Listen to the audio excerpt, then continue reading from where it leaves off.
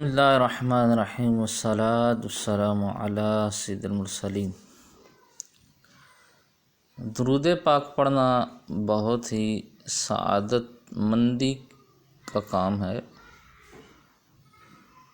لیکن بسا اوقات ایسا ہوتا ہے کہ درود پاک پڑھنے کے ساتھ کوئی ایسا عمل انسان کر لیتا ہے جس کا اسے پتہ بھی نہیں ہوتا، اور اس عمل کی وجہ سے اسے نقصان ہوتا ہے۔ انہی اعمال میں سے آج ایک عمل کی نشاندہی کرنے جا رہے ہیں۔ مرشد کامل حضرت پیر سید غلام مصطفیٰ شاہ کاظمی رحمۃ اللہ تعالی فرمایا کرتے تھے کہ کثرت سے درود شریف پڑھنے والے آدمی کو کھانے پینے میں احتیاط کرنی چاہیے، خصوصاً جلی ہوئی روٹی سے بچنا چاہیے، کیونکہ درود شریف پڑھنے والا جلی ہوئی روٹی کھاتا ہے تو وہ پاگل ہو جاتا ہے اور اس کا علاج نہیں ہوتا۔